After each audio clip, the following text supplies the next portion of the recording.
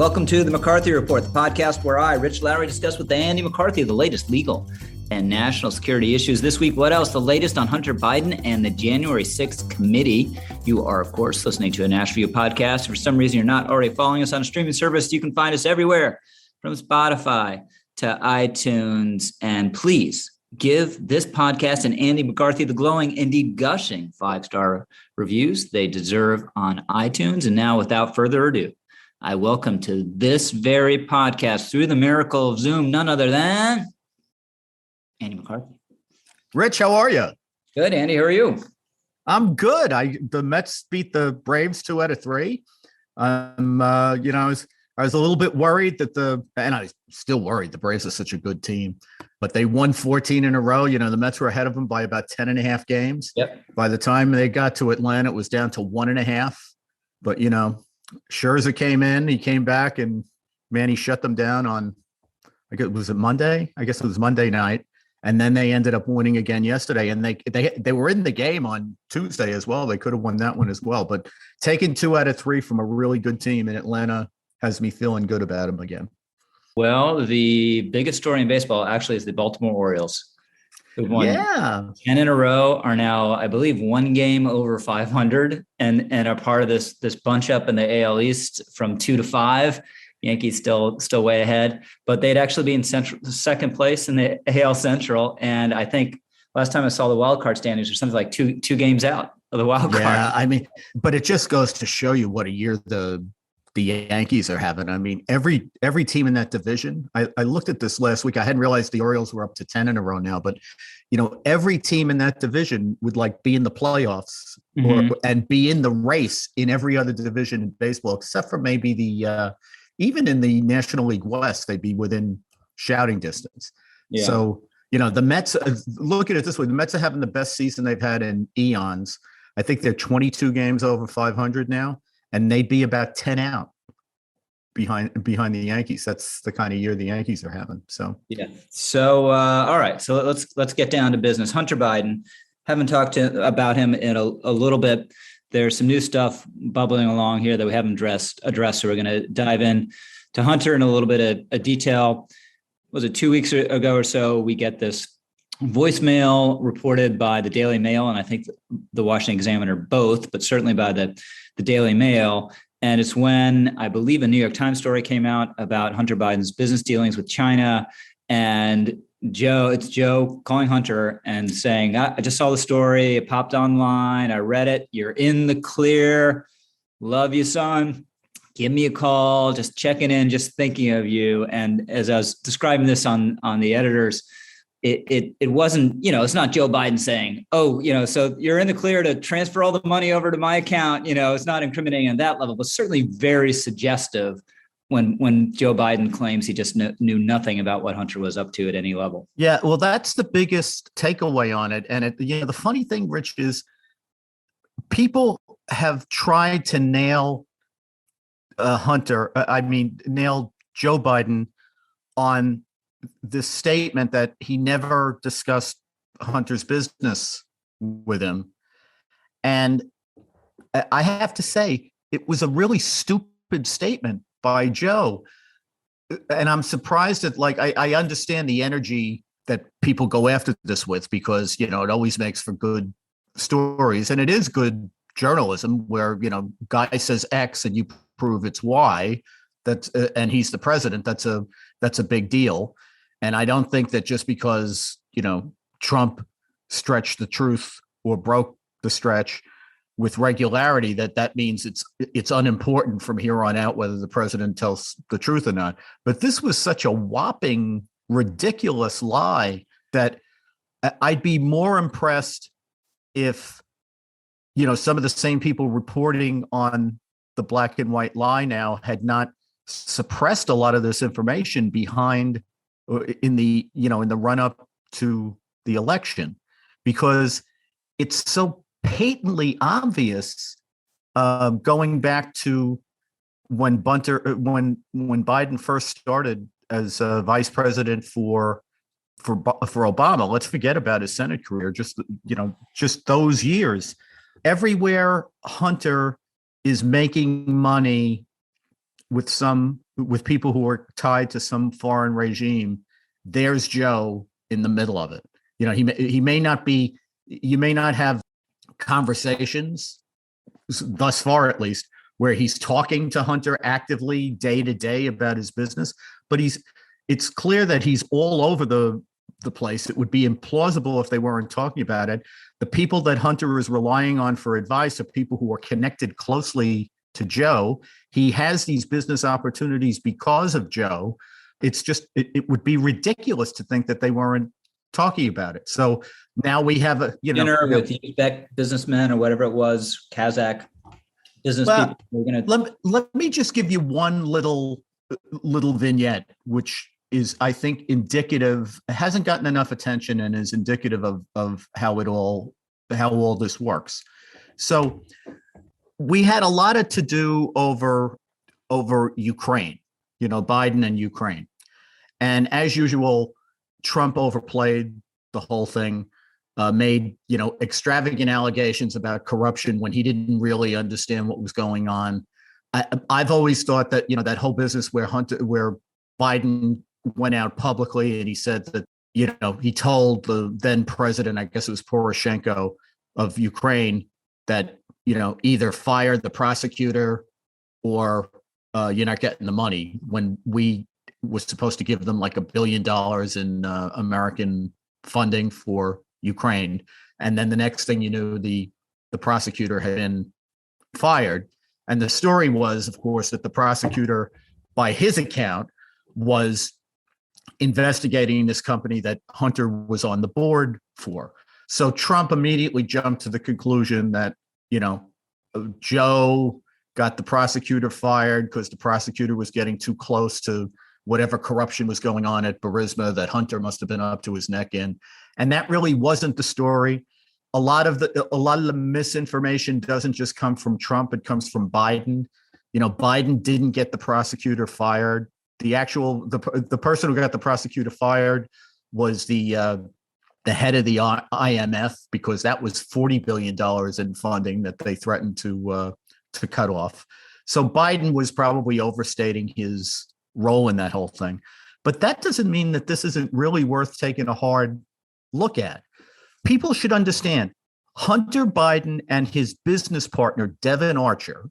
And by the way, Devon Archer is now serving a prison sentence for being involved in a $60 million fraud that he was convicted in by my old office back in, I think it was 2019 or 2020. I think it was 2020. But Devon Archer and Hunter Biden, who are partners in this Rosemont Seneca partnership that they started with Chris Hines, the son of John Hines and stepson of John Kerry. They started that partnership back in 2009. I think Hines distanced himself from it at a certain point in time. But Archer and Hunter have been partners for eons. They're old pals. So the way this worked in Ukraine, and this is, Rich, this all happens in the immediate aftermath of the Maidan revolution, where they basically oust the Russian-leaning president, and they put in the Obama State Department, as MBD has pointed out many times, it's very deeply involved in this whole thing.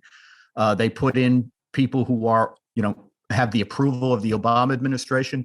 They are very beholden to the Obama administration because they're now burning their bridge with Russia at that point in time, and they're trying to go to the West. So the Obama administration is very involved in the new government.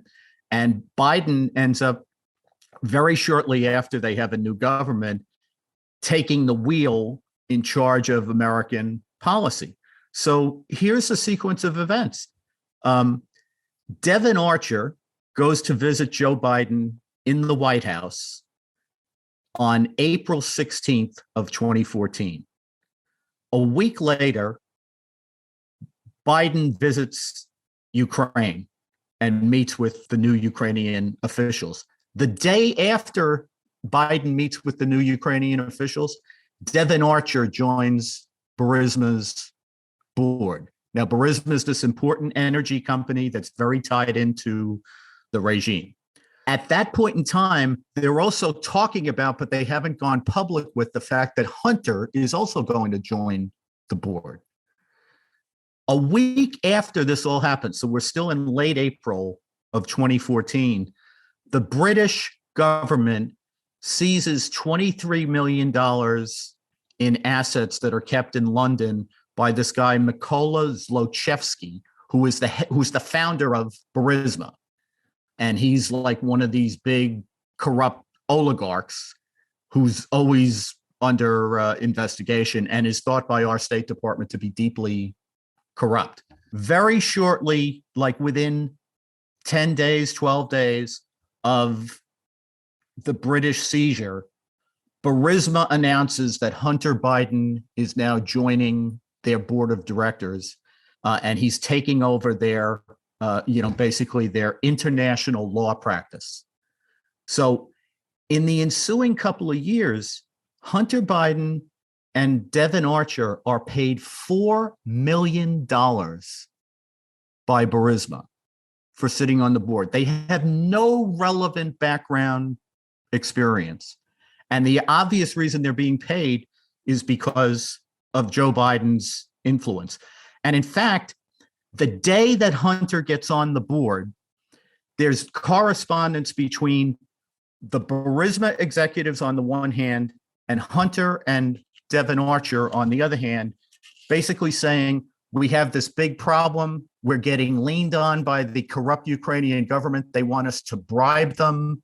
What can be done here? Who can you influence that we can put a stop to this?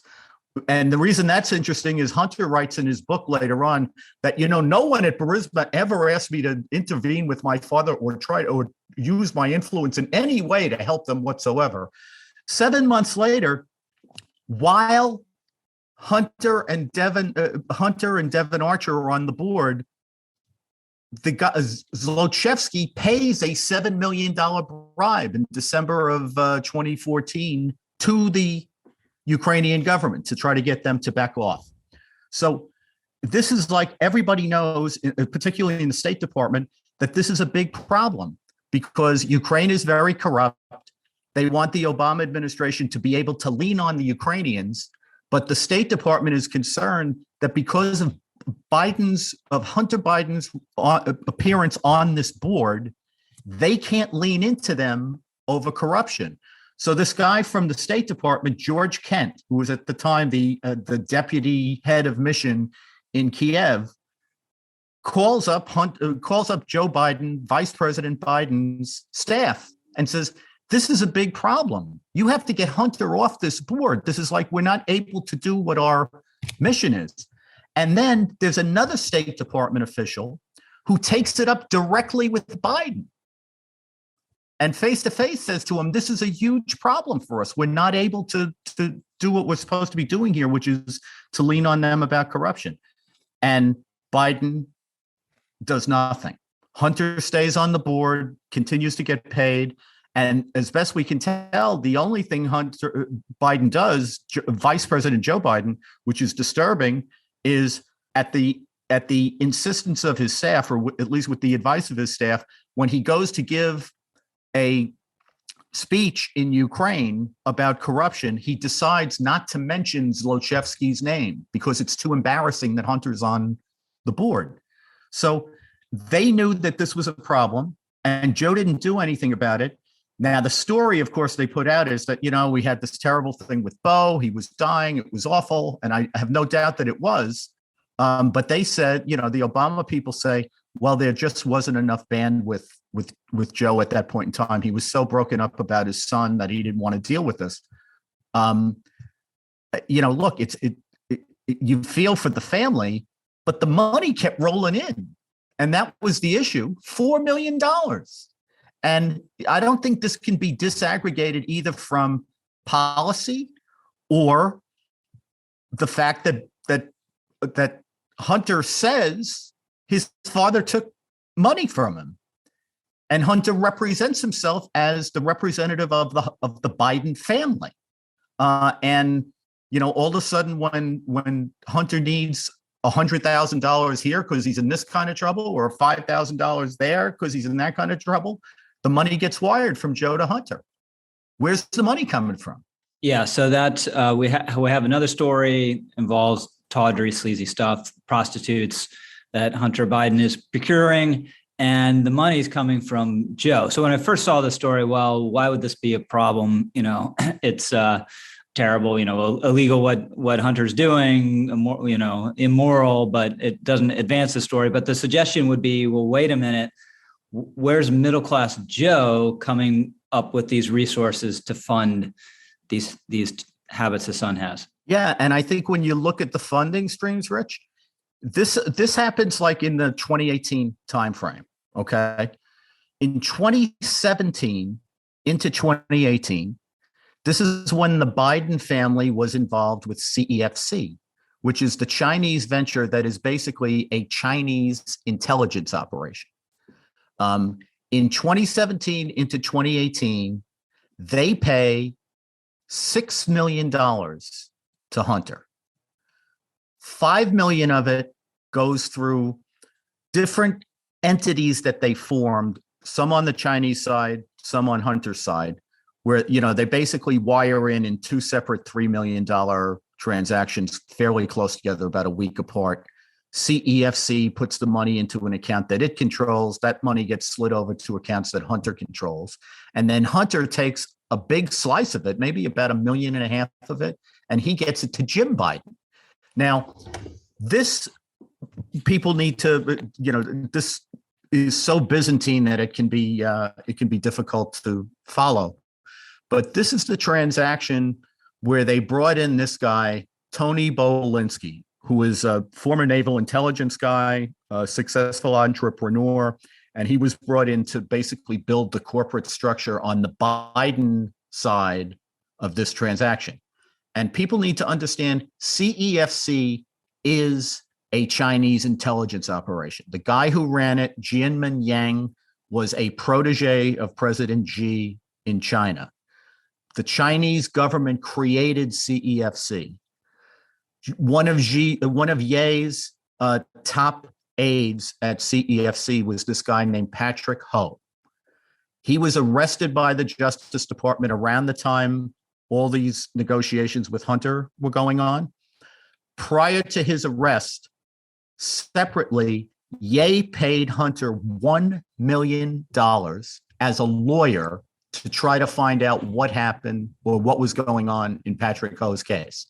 Hunter never made an appearance on the official record as a lawyer. So the implication is that he obviously used his influence to poke around, because they paid him the $1 million. He didn't just agree to do it, they paid him.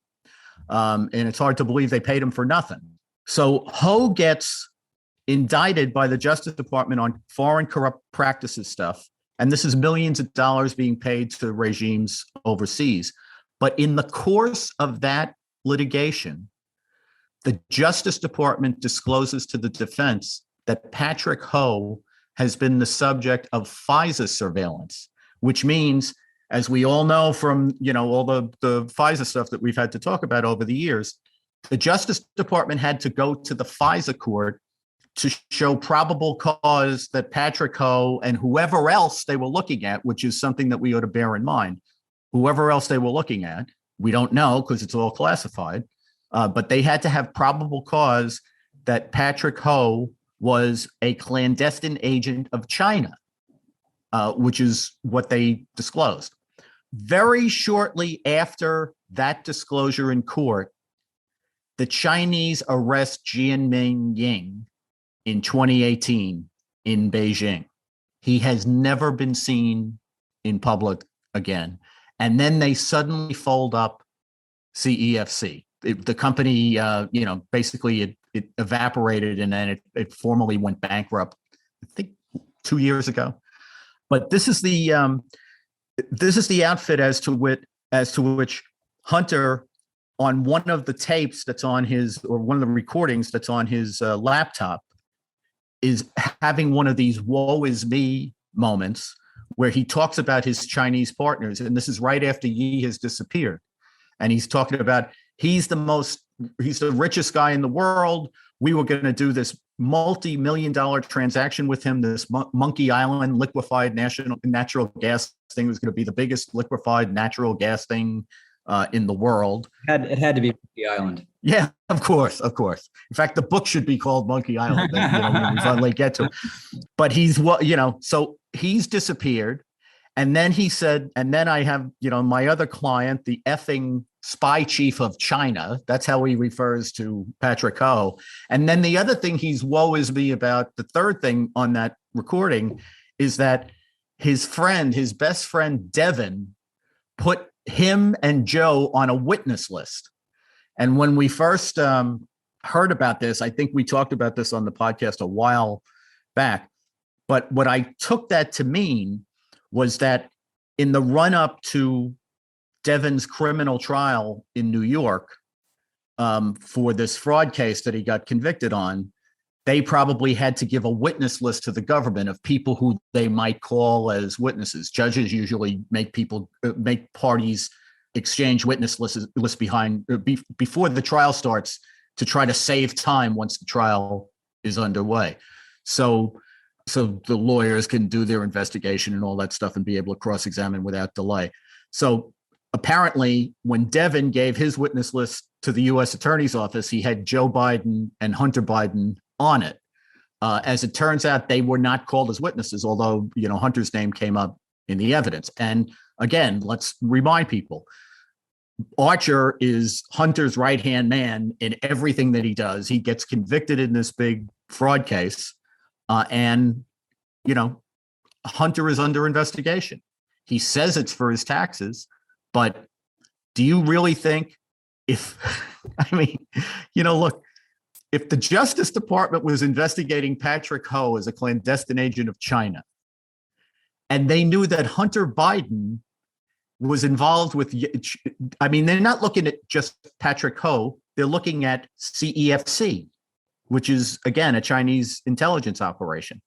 If they're looking at CEFC, how could they not have been looking at Hunter? How could he not have come up and been a person of not just curiosity in their investigation? The biggest thing you would worry about if the Justice Department is looking at a Chinese intelligence operation is who are they trying to influence in the American government? And here's Hunter taking $1 million from them just to represent Ho. And in the meantime, taking $5 million from them for this cockamamie transaction, which, by the way, never happened.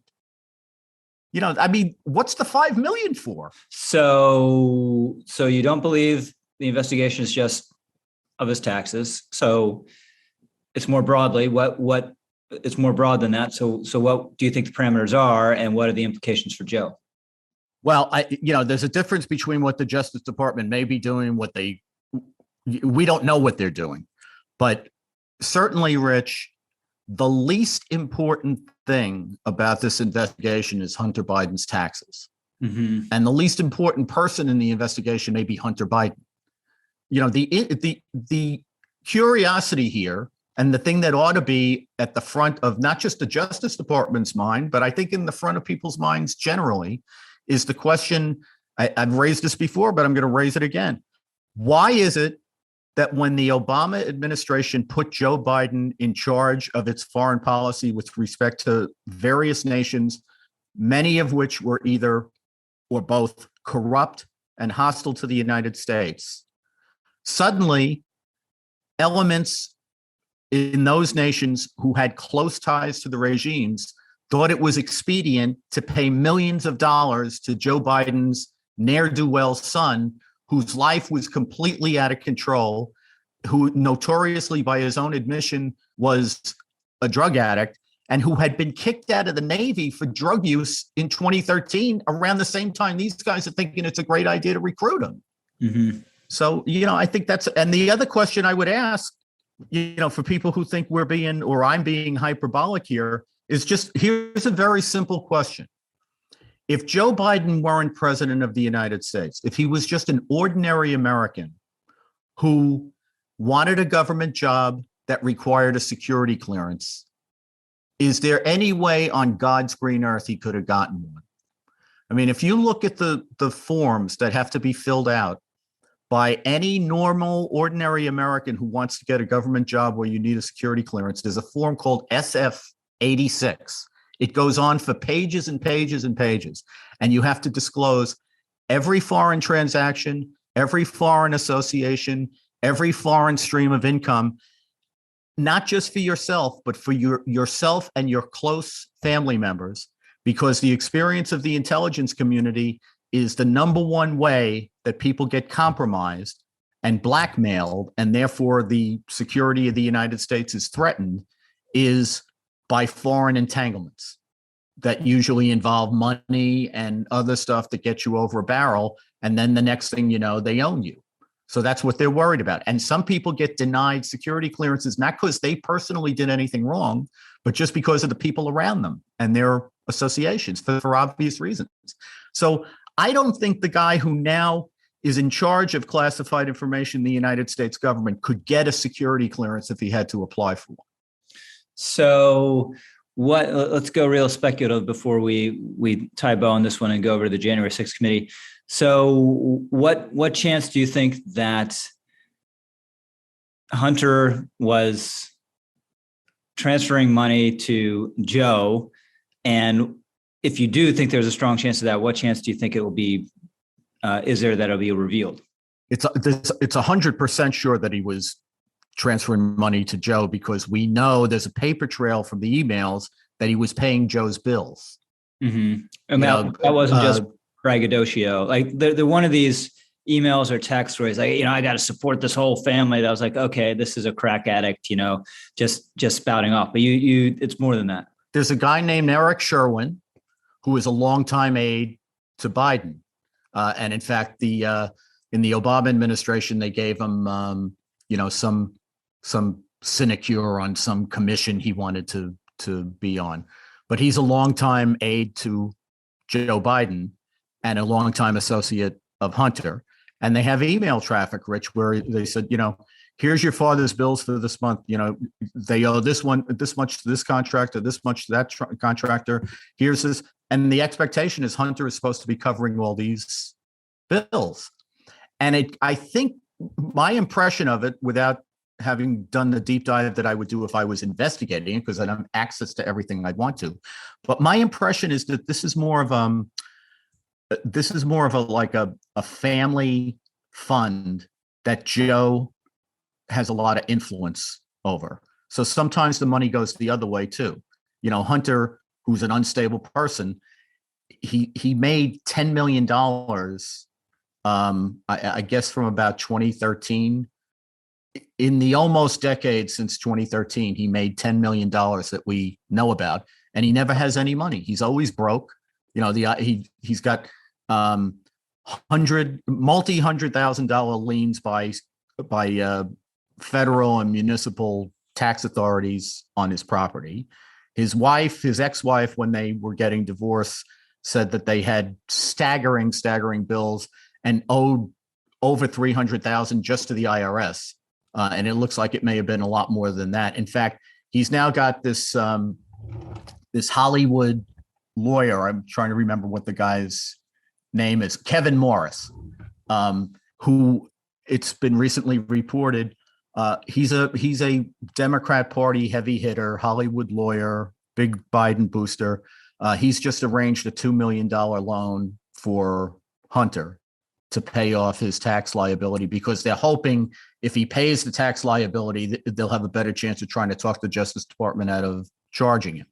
But, I think that what happens here, Rich, is that it's kind of like family money, the way they treat all this. And it goes both ways. When Hunter needs money, Joe is there to provide it. And in the meantime, there's a lot of paper trail of Hunter paying a lot of bills for Joe. Leftist teachers and administrators are indoctrinating the next generation. That's why the conservative student in your life needs Young America's Foundation. Currently enrolled students age 13 and older can apply for YAF's individual membership program and connect with like-minded students, learn from leaders of the conservative movement, gain skills and materials to advance their ideas, and much, much more. Apply today at www.yaf.org. www.yaf.org and receive a free membership pack. Again, that's www.yaf.org for currently enrolled students. Please check it out. Mm-hmm. Yeah, the sociologist, great sociologist Edward Banfield had this phrase, amoral familialism. I often go back to, which is actually you're very loyal to your family and you're very generous to your family. It's kind of a mafia mindset, but you don't, outside the family, no rules apply, and you're happy to trespass various places you're not supposed to go. So this is why, and just the last thing on this, I'm alluding to an offline conversation we had. This is why it's your belief that the New York Times wants Joe Biden to go. If I'm the editor of the New York Times and I'm like, it's not working out, he's a debacle, there needs to be someone else, I just assign a team to begin tracking this stuff down and reporting it out, and that wouldn't be survivable. He'd be gone in less than a week. I mean, look, Rich, there's a gold mine here for anybody who wants to investigate it. And if the administration, I think, looks increasingly ridiculous when every time they get asked about anything now, they say, oh, that's the laptop. We don't talk about the laptop. I mean, they get asked stuff about Hunter that has nothing to do with the laptop. And they say, oh, we're not going to discuss the laptop. It's because there's no defense to this. I mean, they can't defend it. What I've given you in just like the minutes that we've been talking about this is the tip of the iceberg. We haven't even talked about some of the other foreign money and the other Chinese transaction, which actually hurt United States national interest because it gave China access to dual use technology that's helping their military at a time that their military is trying to overcome our military, right? Or outpace them. So, there's a lot here, but I really think that, for those who think that what do we do about Joe Biden is the big conundrum for the Democrats because there's no easy way to push him out. Number one, I think I bet you. I mean, I don't know what you guys talked about. You were recording after you guys did the editors, right? But I think even you guys probably think like the state of play 2 weeks ago is different from the state of play today in terms of whether Joe is going to survive or not. I mean, politically survive. I'm talking about his life here, obviously, but my view of it is there's no conundrum here whatsoever. The problem the Democrats have is who comes next, or what direction to go in next. But as far as moving him out is concerned, they could do it in 72 hours if somebody seriously looked into this. Okay, so January 6th, another hearing this week. We're recording on a Thursday, was it yesterday, about the connections between Trump and these extremist groups, the Proud Boys and others. A lot of focus on this draft tweet. I guess the National Archives, whoever it is, has this gold mine of unsent Trump tweets. You can only imagine. I didn't think there were such a thing. Maybe they know they're sitting on the secret to Kofeve or whatever it was. But they put a lot of emphasis on pinning the date of January 6th on Trump. So he was apparently some people are thinking, okay, we'll show up, after January 20th and we'll protest Biden's presidency. And it was when Trump started talking about January 6th, that's when everyone's like, no, okay, we're going to show up January 6th. And also they put a lot of emphasis on Trump was talking about, and I think it was in this draft tweet as well, we're going to march to the Capitol. So what is the legit import on this stuff? So Rich, I think this probably the best way to hit this is there's the most interesting part of the hearing that took place on Tuesday of this week. And then there's the most consequential in terms of what Trump's potential liability is. And just to take them one after the other, in a nutshell, what I would say is easily the most interesting part of this was the December 18th insane meeting in the White House. And the most consequential part of it is, what did the hearing say about the prospect of a criminal charge that would make Trump culpable for the violence as opposed to other things that they might be able to charge him with? I think, number one, the meeting was insane. And secondly, they probably have a hole in their case as far as being able to prove intent beyond a reasonable doubt. So let me take that one after the other. So there's a meeting on December 18th, and it's about, I guess without invitation, because Pat Cipollone, who was the White House counsel and who did, I guess since we last talked, Rich, Pat Cipollone was interviewed by the committee, and they've already begun kind of splicing, splicing part of his testimony into the presentation. So Cipollone said that this was like an unannounced meeting. General Flynn shows up with Sidney Powell and another guy who's an executive for some company that you may remember. The company I can't remember, but not Mike Lindell. No, it's not the pillow guy. It's some other guy. But the vignette is interesting because when Cipollone hears they're there, he races to the Oval Office. He walks in, and the first thing he says to this guy is, "Who the hell are you?" Like the meeting's unannounced. He doesn't know who's in there. But anyway, so there ensues a 6-hour meeting, which is just like the Twilight Zone, the way it's described. Rudy is there at some point. This very amusing guy, Eric Hirschman, who was in the White House counsel's office, he almost comes to blows with I don't know if it was General Flynn or somebody else who's at the meeting. I mean, the thing is just like totally insane. They have it's not like I always think, Rich, in political reporting, one of the great things whether it's in ads or if it's reporting where you're trying to create an impression about somebody, and we do it with artwork at National Review as well. The depiction of the people who are in the story, where you want to make an impression on people of like whether it's a mean guy or a nasty guy or a happy. So they had these when they played videotape depositions, they have like a too close picture or shot of Sidney Powell, and they're asking her harsh questions, and she's sitting there with like a Dr. Pepper or something, taking a long slug at this, and she just looks like a crazy person in the way they're trying to put it off. And then Rudy also, another image of him where it's entirely too close, and he's trying to explain that he may have said that the White House lawyers were, I guess I'm probably not allowed to say on this family podcast what Rudy called them, but so Andy, you might be connecting the dots for me because David Hersani, unfortunately our former colleague now, tweeted something yesterday about how terrible Dr. Pepper is. And so maybe this was the occasion for that. I think he's wrong. But this is like the opinion I've most disagreed with that David has ever had. But you're a Dr. Pepper guy, are you? It's a backup. I'd much rather, my first is regular Coke, but then I go Dr. Pepper, and Dr. Pepper is so much better than a Pepsi, in my view. I don't know. I was like a RC Royal Crown Cola guy because Tom Seaver and was it Meredith McRae used to do those commercial dancing on the Mets dugout with the chasing after each other with the RC colas. It was great. I haven't seen RC Cola since the days when you literally had the tab that would cut. You'd scroll it all the way off. Yep. Put it in the can maybe while you're drinking it. Nah, long ago.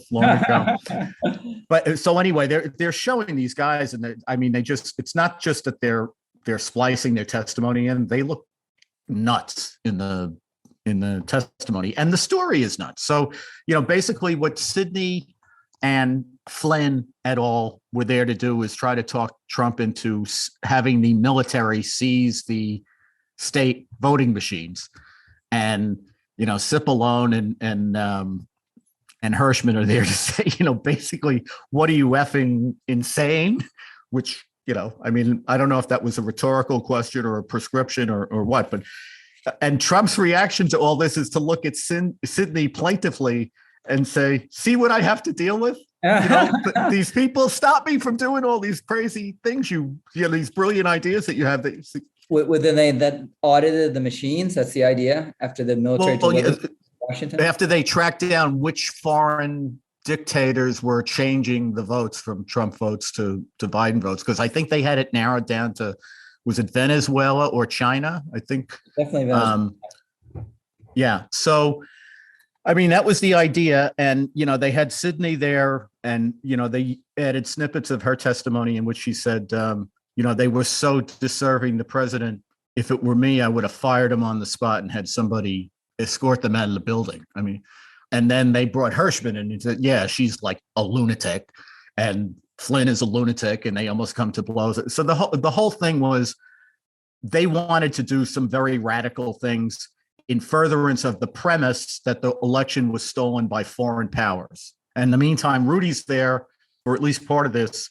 And I guess his thing is the election was stolen by fraud. But what he's, according to the committee, told people is that, well, we have a lot of theories about fraud. We just don't have any evidence.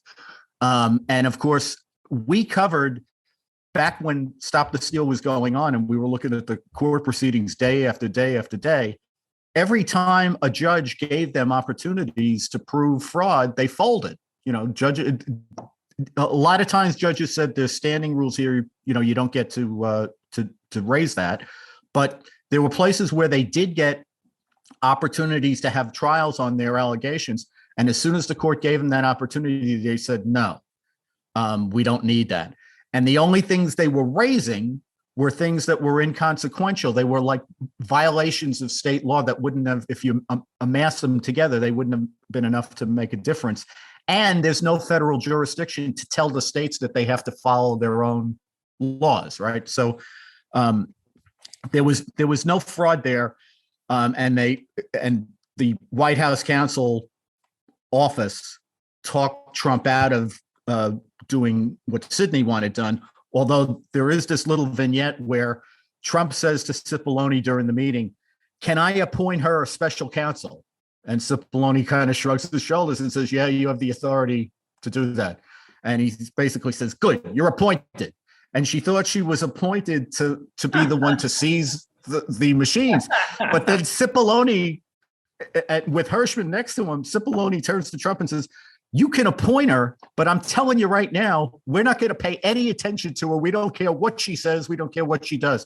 And Trump then turns to Sidney and says, "See what I have to deal with here?" So, you know, Cipollone says, well, he kind of appointed her, but he never really appointed her because there would have been some formal steps that you had to do.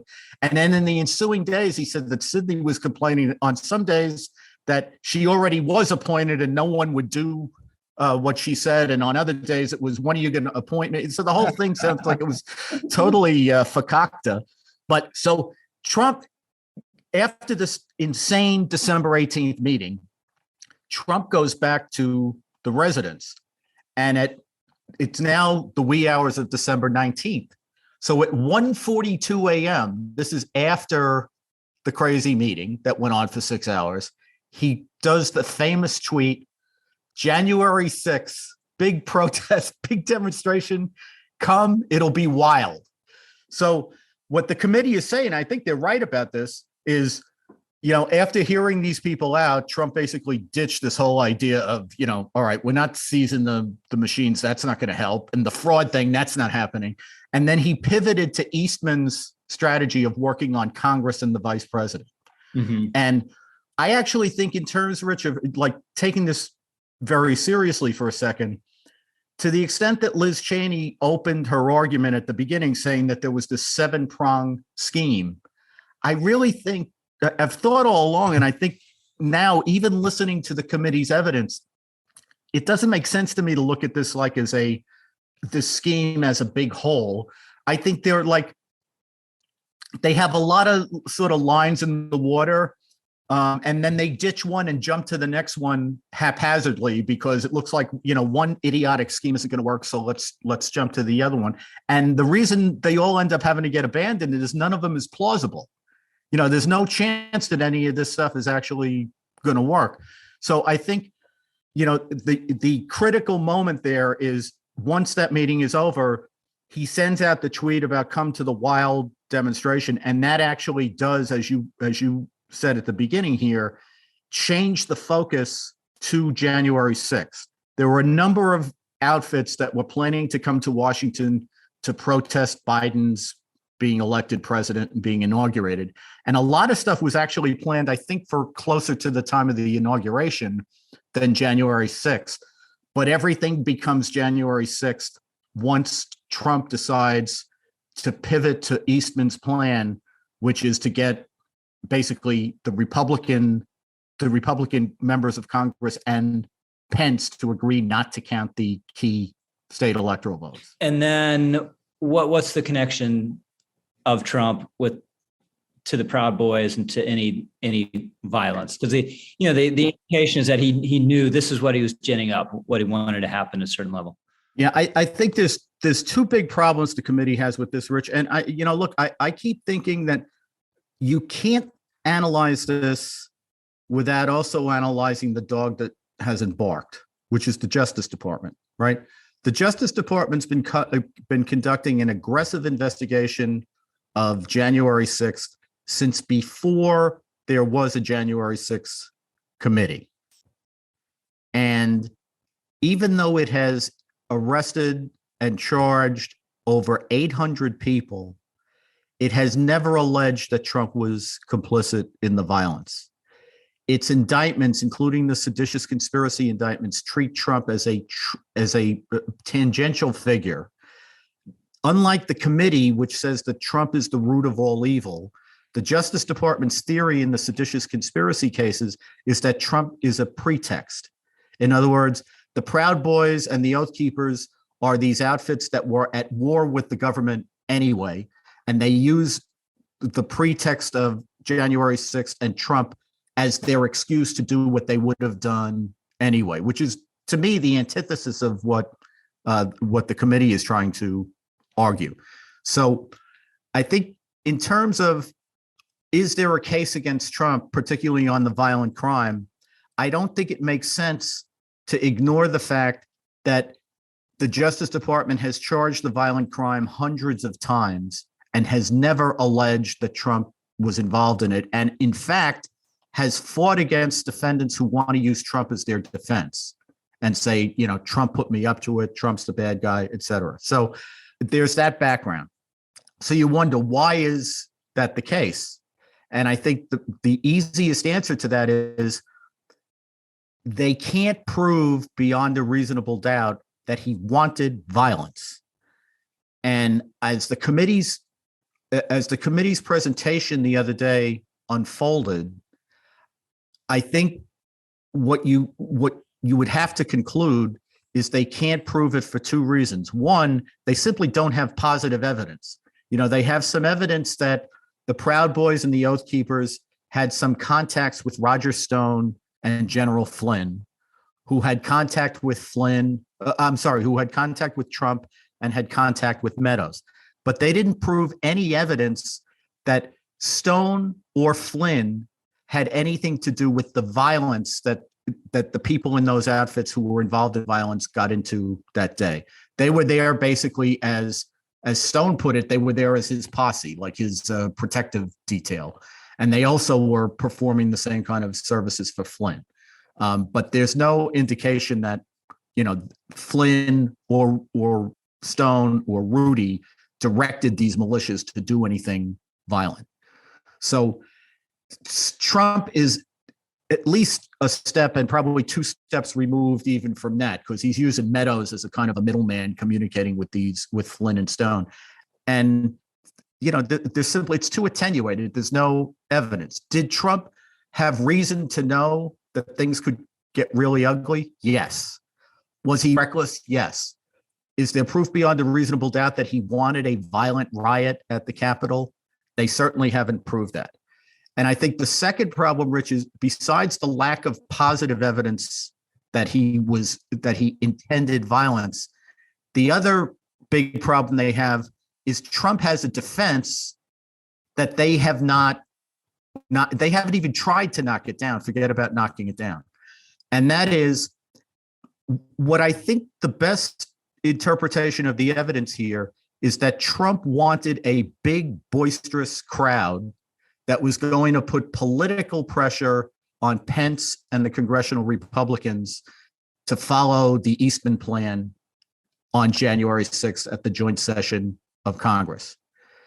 And you could all of the evidence that the committee has presented is consistent with that intent, whereas none of the evidence, much of the evidence the committee has presented, and some of the evidence that the committee is avoiding, like the fact that Trump said peaceful patriotic march, They continue to not mention that he said that in the speech. That they basically point to every part of the speech except that part.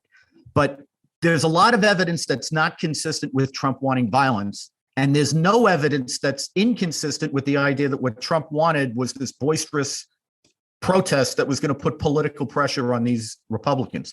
Now, I think that putting political pressure on the Republicans could lend itself to what I think would be a foolish thing for the Justice Department to do, but it could do it. It could lend itself to this theory that Eastman's legal theory was an obstruction of the joint session of Congress. That is, the legal theory was so frivolous that it somewhere along the line crosses the line from frivolous into fraud, which I think would be a dumb road for the Justice Department to go down.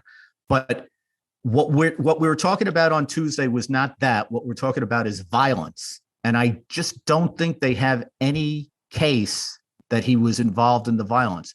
Now, there's a big difference, and we've said it a million times, but I feel like I have to say it when I say these things. There's a big difference between impeachment and criminal prosecution.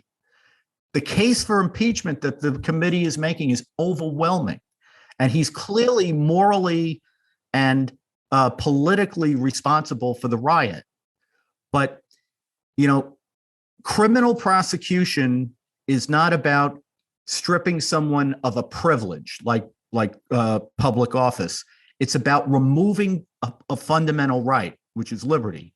And when you're talking about removal of a right, that's a private wrong, and you have to prove beyond a reasonable doubt that somebody has intent. And they just haven't done that. So, Andy, last thing before we go, what do you make of the Steve Bannon element of this? They've put a lot of emphasis on a clip we've all seen and heard. He's on his podcast. I don't know whether it's the morning of, day before. I think it's the day before. It's going to be crazy. It's just going to be crazy. I can't tell you more. Just trust me. It's going to be crazy. And the committee has the logs that show that Bannon called Trump, I guess, early on January 5th and later on January 5th. Rich, it's hard to put yourself in the shoes of what was on your mind before the riot happened, because now we've all seen the riot, right? So we look at everything through the prism of the riot. But let's say the riot hadn't happened, but the Republicans had started to object to state votes, and there started to be basically screaming matches in the Congress about whether we would have thought that was the craziest thing we've ever seen. Yeah. Right. Now it's like a footnote. Yeah. Oh, yeah. Did you know what they wanted to do? I mean, the riot just kind of overwhelms your analysis of it. But I keep trying to remind myself that would have been truly insane if that had happened. It might not have been the most insane thing that happened in those 3 weeks, but it would have been nuts. Yeah, the Overton window is definitely shifted for craziness after the riot. So that's all the time we have for this week. Thanks everyone for listening, and thank you, Andy McCarthy. Thanks, Rich.